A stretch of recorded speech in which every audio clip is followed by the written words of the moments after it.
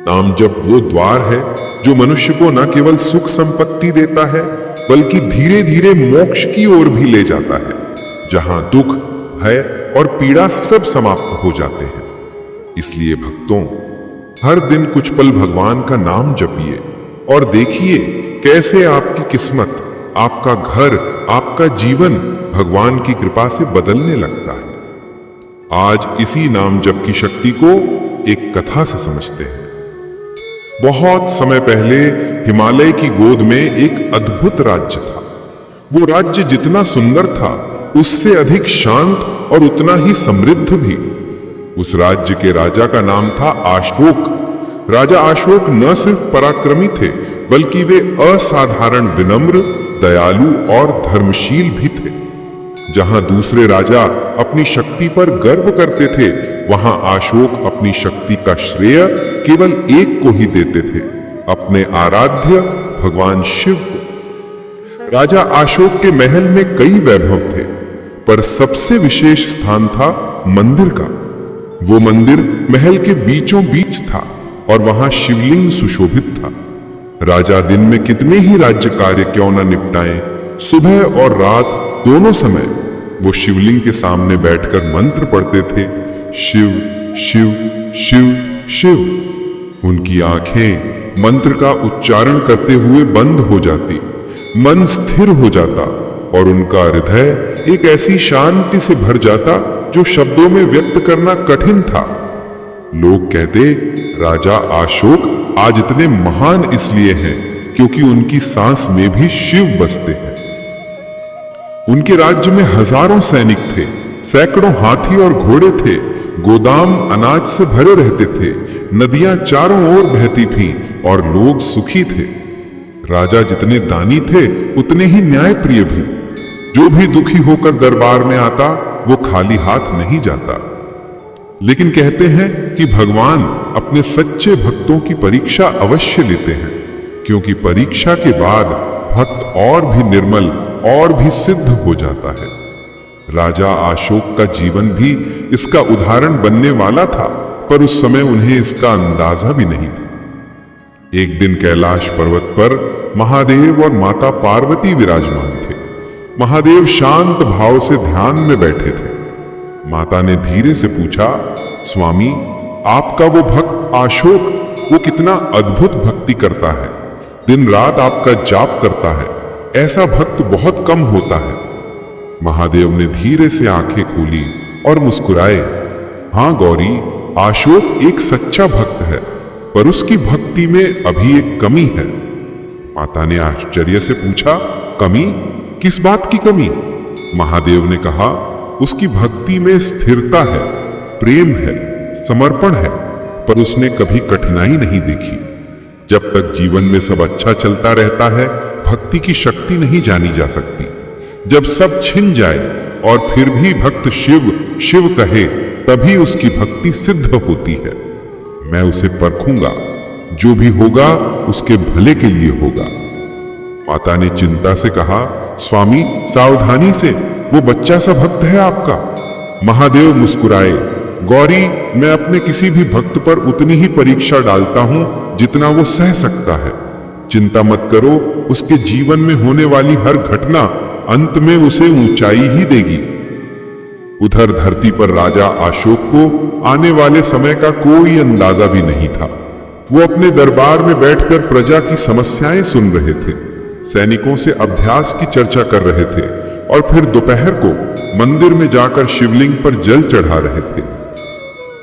लेकिन कुछ सप्ताह बाद राज्य पर एक अजीब सा बदलाव आने लगा। वर्षा नहीं हुई, नदियों का जल सूखने लगा, खेतों की मिट्टी फटने लगी, पशु बीमार होने लगे, तालाब सूख गए और धीरे धीरे अनाज के भंडार भी कम होने लगे। लोग घबराने लगे, गरीबों के घर में चूल्हे ठंडे पड़ गए, बच्चे भूख से रोने लगे और कुछ समय में यह सूखा इतना बढ़ गया कि पूरा राज्य संकट में आ गया। प्रजा राजा अशोक के पास रोती बिलखती आई, राजन, हमें बचाइए, हम भूखे मर जाएंगे, हमारे खेत बंजर हो गए हैं, हमारे पशु मर रहे हैं, क्या करें? राजा ने उनकी आंखों में गहरी व्यथा देखी। वो तुरंत बोले, डरो मत, मैं हूं। जब तक मेरे भंडार में एक भी दाना है, कोई भूखा नहीं रहेगा। राजा ने अपने विशाल गोदाम खोलने का आदेश दिया। हजारों सैनिक दिन रात अनाज बांटने लगे और राजा अशोक स्वयं लोगों के बीच जाकर उन्हें सांत्वना देते, उनके बच्चों के सिर पर हाथ फेरते और उन्हें भरोसा दिलाते कि संकट है पर शिव का नाम लो, सब ठीक होगा। लेकिन यह संकट थमने का नाम ही नहीं ले रहा था। कुछ महीनों में गोदाम लगभग खाली हो चुके थे, तब भी राजा रुकने को तैयार नहीं थे। वो अपने खजाने से सोना बेचने लगे, हाथी घोड़े भी देकर अनाज मंगवाते। राज्य की सीमाएं सुरक्षित रहें, यह भी महत्वपूर्ण था, पर लोगों का जीवन उससे भी अधिक महत्वपूर्ण था। हर रात वो मंदिर जाकर शिवलिंग के सामने बैठते और केवल एक ही प्रार्थना करते, हे नाथ, मेरी प्रजा आपकी संतान है, मुझे कुछ भी दो, कुछ भी छीन लो, पर मेरी प्रजा की रक्षा करो।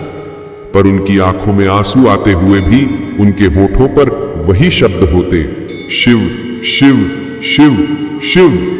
और तभी एक दिन, जैसे संकट का अंत नहीं बल्कि नई शुरुआत हो, पर्वत के दूसरी ओर से एक विशाल आक्रमणकारी सेना ने राज्य पर हमला कर दिया। हजारों घोड़े, भारी रथ, लोहे के शस्त्र। उनका उद्देश्य स्पष्ट था, राजा अशोक का राज्य छीन लेना।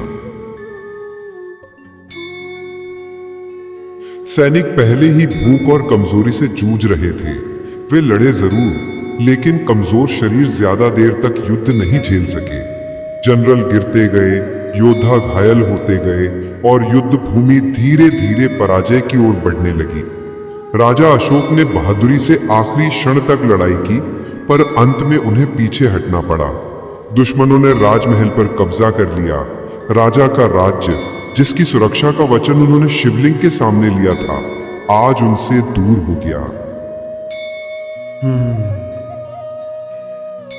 राजा अपने परिवार, पत्नी और कुछ विश्वसनीय सैनिकों के साथ घने जंगलों में छुप गए। उनके पास न सोना था, न सेना, न अनाज, सिर्फ एक धोती, एक साधारण चादर और एक कमंडल में थोड़ी सी पानी बची थी। लेकिन इन सब के बीच जो चीज नहीं बदली थी, वो थी राजा की भक्ति। वो जंगल की गुफाओं में भी वही मंत्र जपते थे, शिव शिव शिव। उनकी पत्नी कहती, राजन, इतना सब खो दिया, फिर भी आप मुस्कुरा रहे हैं। राजा धीरे से कहते, प्राणेश्वरी, मैंने सब तुम लोगों के साथ बांटकर खोया है, पर एक चीज मैं कभी नहीं खो सकता, मेरे भीतर बसा शिव। जब तक शिव का नाम है, तब तक आशा है। जंगल कठोर था, भोजन मुश्किल से मिलता था, बच्चे रोते थे, पत्नी उदास हो जाती थी, पर राजा अशोक पानी की तलाश में, फल खोजने में, लकड़ी इकट्ठी करने में दिन भर लगे रहते और रात को फिर चंद्रमा की रोशनी में शिव का नाम जपते। धीरे धीरे दिन बीत रहे थे, पर जीवन आसान नहीं हो रहा था। एक रात राजा को सपना आता है। सपने में एक तेज प्रकाश चमकता है और उसी प्रकाश में भगवान शिव प्रकट होते हैं। उनके गले में नाग, जटाओं में गंगा और आंखों में करुणा की गहरी नदी। शिव कहते हैं, अशोक, तुम्हारी परीक्षा समाप्त हुई। तुमने संकट में भी मेरा नाम नहीं छोड़ा। तुम्हारा विश्वास अब अटल हो गया है। तुम्हें वो सब मिलेगा जो तुमने खोया है और उससे भी अधिक। समय आने दो, उठो, आगे बढ़ो। राजा उनके चरण पकड़ने ही वाले थे कि सपना टूट गया, पर उनका हृदय इतना प्रसन्न था कि कई वर्षों बाद उनके चेहरे पर असली मुस्कान लौटी थी। उन्होंने पत्नी से कहा, अब हमारी रात खत्म हुई। शिव ने आश्वासन दिया है, तुम्हें, हमारे बच्चों को, हमारी प्रजा को, सबको सुख लौटेगा। और सचमुच कुछ ही दिनों बाद समय बदलने लगा। राजा अशोक एक सुबह जंगल में लकड़ी लेने निकले, लेकिन रास्ता भटकते भटकते एक नदी के पास पहुंचे। वहां उन्होंने एक सुंदर युवती को देखा, जिसके वस्त्र रेशमी थे, चेहरा तेजस्वी था और चारों ओर से सैनिक उसकी सुरक्षा कर रहे थे। वो किसी राजकुमारी से कम नहीं लग रही थी। राजकुमारी उन्हें देखकर चौंक गई। आप कौन हैं? ये रूप, ये वेशभूषा। आप साधारण पुरुष नहीं लगते। राजा अशोक ने मुस्कुराकर कहा, मैं एक समय में राजा था, पर आज सिर्फ एक साधारण मनुष्य हूं। भाग्य ने सब छीन लिया है। राजकुमारी आश्चर्य से पूछती है, कौन सा राजा? राजा धीरे से बोले, राजा अशोक। राजकुमारी ठिठक गई। वो नाम पूरे उत्तर दिशा में प्रसिद्ध था। वो तुरंत आगे बढ़ी और विनम्रता से बोली, मैंने आपके दान, आपके साहस, आपकी भक्ति के बारे में बहुत सुना है, पर आपको इस अवस्था में देखकर हृदय रो रहा है। आपने अपनी पहचान क्यों नहीं बताई?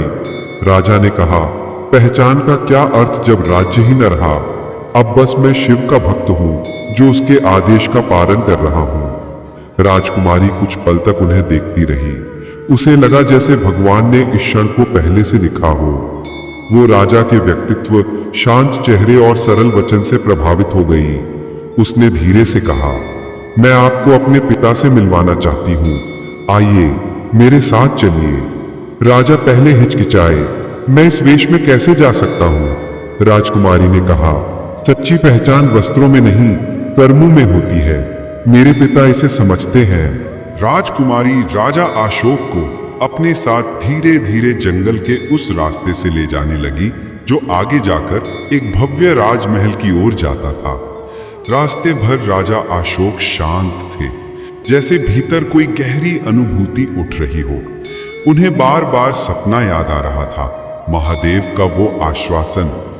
उन्हें लग रहा था शायद यही वो आरंभ है जिसे शिव ने संकेत दिया था। राजकुमारी ने विनम्रता से कहा, आप चलने में थक तो नहीं रहे? जंगल का रास्ता लंबा है। राजा अशोक मुस्कुराए, थकान तो तब होती है जब जीवन में आशा ना हो। आज कई महीनों बाद मन में एक शांति है, जैसे शिव ने मार्ग दिखाया है।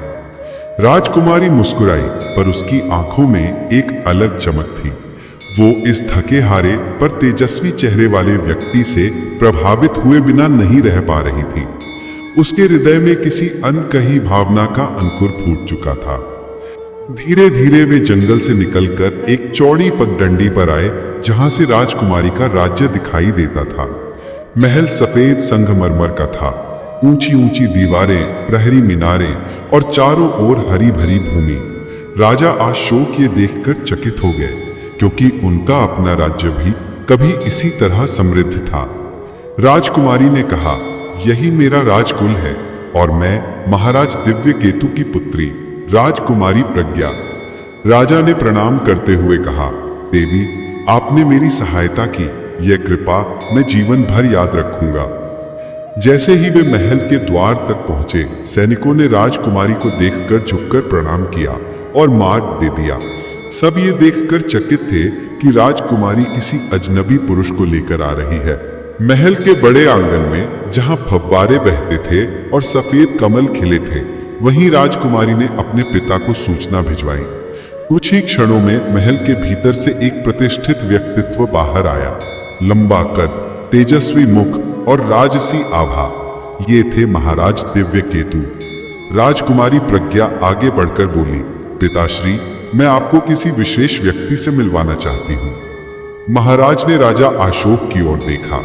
उनके कपड़े फटे थे, शरीर कमजोर था, पर उनके चेहरे में ऐसी दिव्य शांति और तेज था कि कोई भी तुरंत समझ सकता था कि ये साधारण मनुष्य नहीं। महाराज दिव्य केतु बोले, आप कौन है वीर पुरुष? क्या नाम है आपका? राजा अशोक ने विनम्रता से कहा, मेरा नाम अशोक है। कभी मैं भी एक राज्य का राजा था, पर भाग्य ने सब छीन लिया। लोग भूख से मर रहे थे, इसलिए मैंने अपना खजाना, सेना, सब कुछ प्रजा पर न्यौछावर कर दिया। मेरे राज्य पर भीषण आक्रमण हुआ और राजगद्दी छिन गई। अब मैं परिवार सहित जंगलों में रहता हूँ। महाराज दिव्य केतु कुछ देर तक मौन रहे, फिर उन्होंने पूछा, और इस कठिन समय में भी आप इतने शांत कैसे हैं?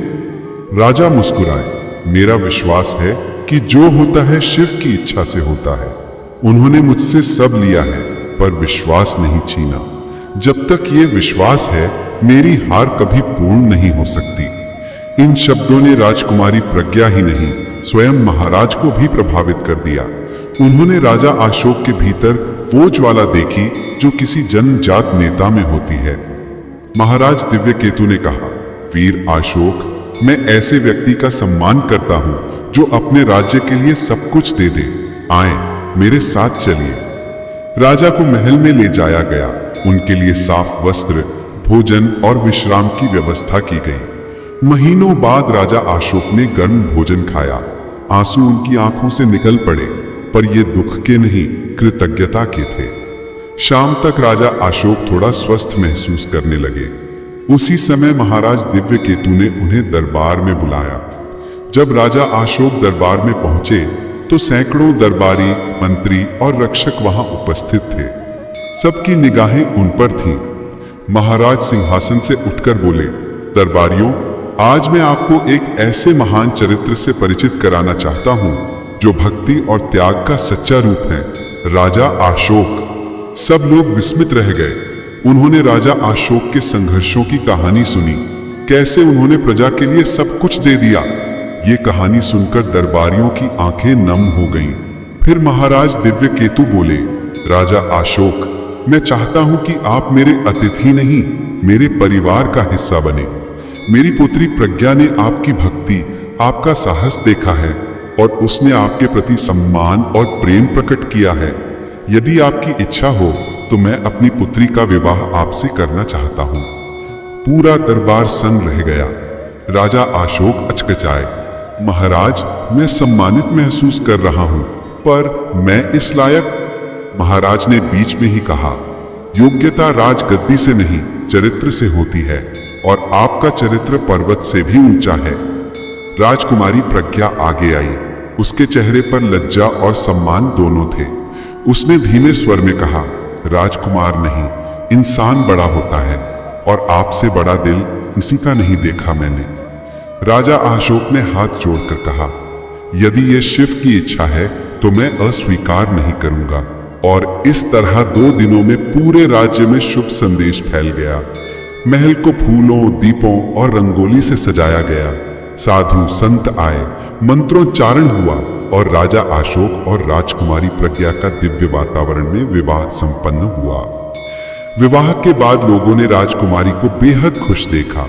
राजा अशोक भी लंबे समय बाद सुकून में थे। शिव का दिया हुआ वरदान धीरे धीरे खिलने लगा था। कुछ हफ्तों बाद महाराज दिव्यकेतु ने राजा अशोक को अपने राज्य का सेनापति बना दिया। उनके हाथ में हजारों सैनिक आए और फिर राज्य की शक्ति 2 गुनी हो गई। राजा अशोक ने अपनी बुद्धि, अनुभव और साहस से सेना को नए ढंग से तैयार किया।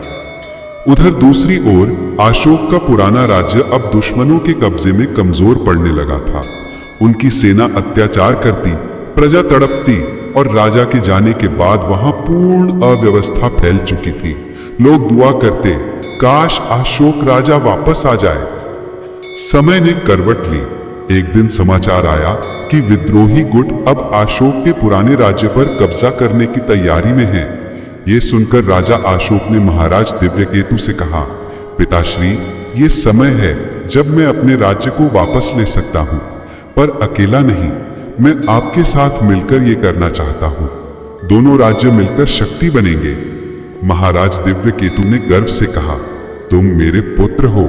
मेरी सेना, मेरा बल, मेरा अनुभव सब तुम्हारे साथ है। और फिर वो दिन आया जब राजा अशोक की नई सेना अपनी नई पत्नी, अपने ससुर के साथ अपने पुराने राज सिंहासन को वापस लेने चल पड़ी। राजकुमारी प्रज्ञा स्वयं रथ पर सवार होकर बोली, मैं आपके साथ हूं, विजय निश्चित है।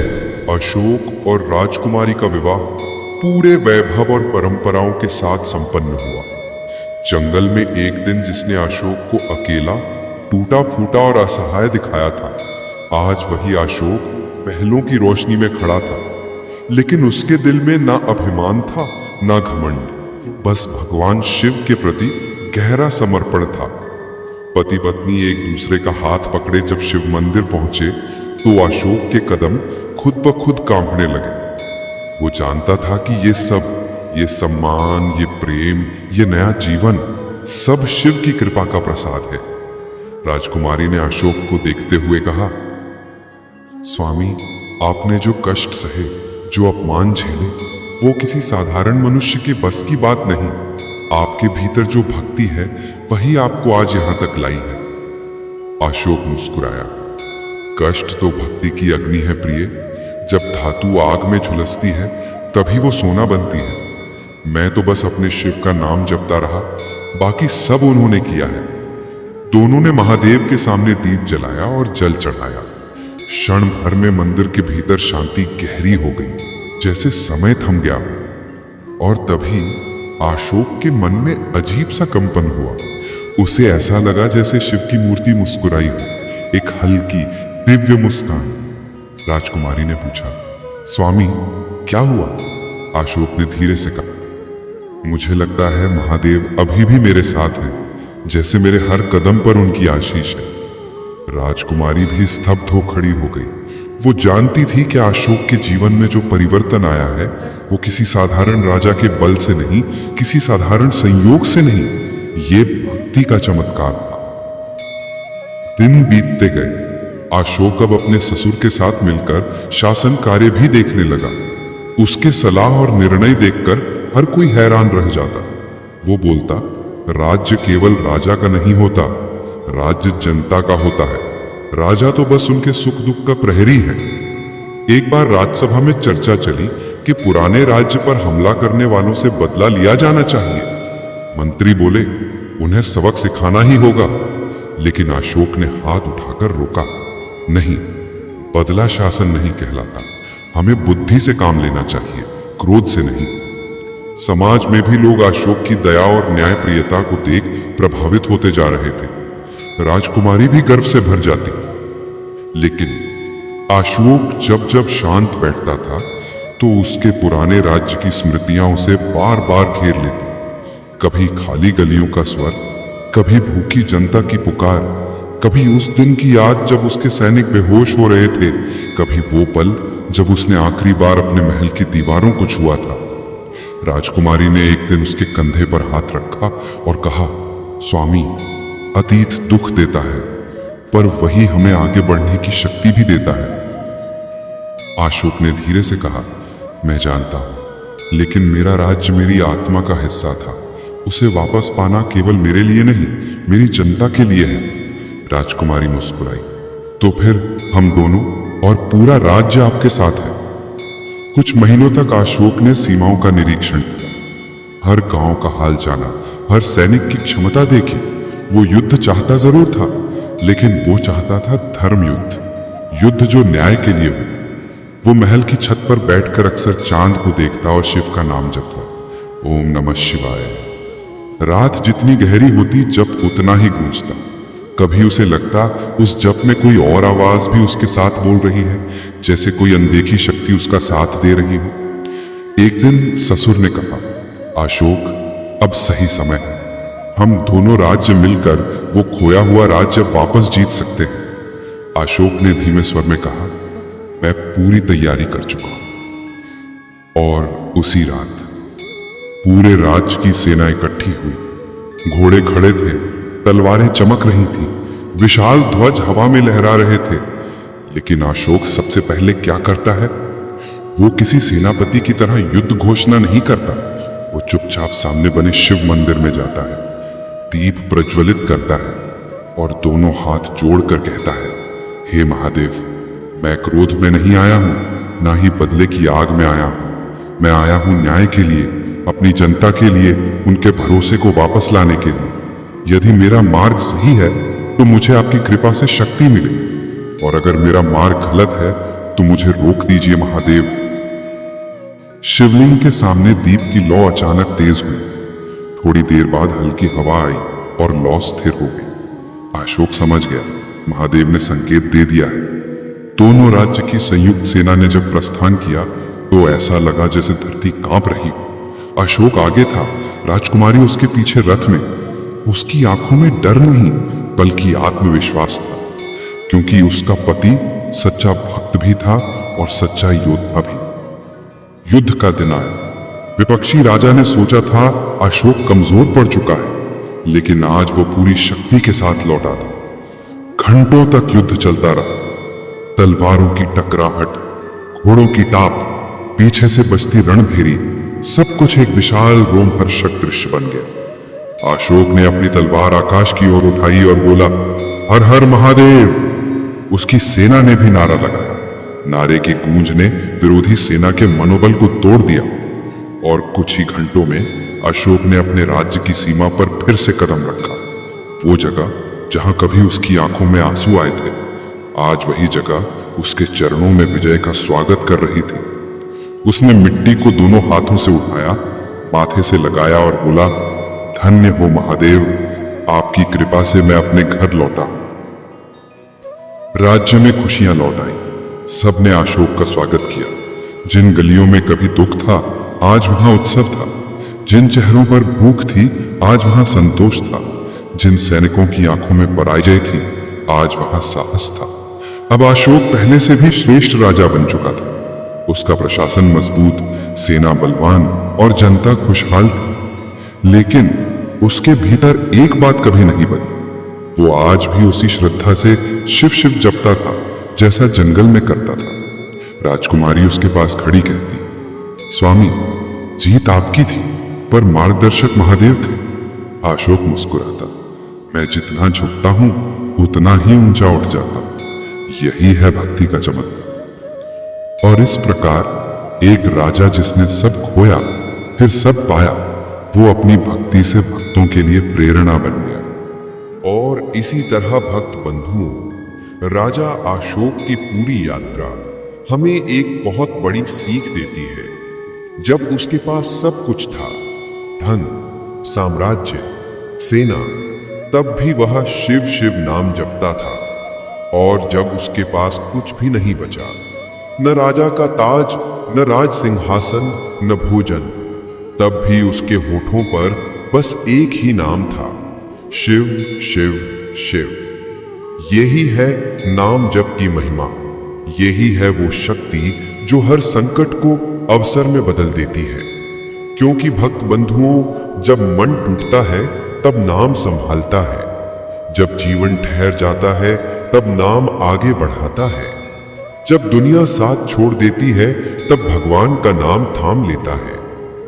नाम जप का सबसे बड़ा फायदा ये है कि आप जहां भी हो, जैसे भी हो, बस एक बार श्रद्धा से बोलिए ओम नमः शिवाय, और न जाने कितनी अदृश्य शक्तियां आपके आसपास सक्रिय हो जाती है।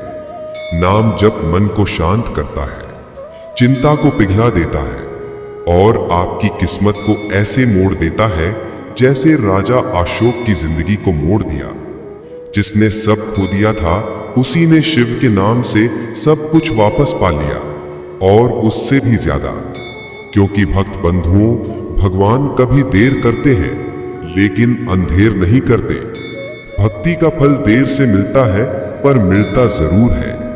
आप भी चाहे किसी दुख में हो, किसी समस्या में फंसे हो, बस एक बार दिल से बोलकर देखिए, हर हर महादेव, और देखिए कैसे आपके जीवन में धीरे धीरे रोशनी फैलने लगती है।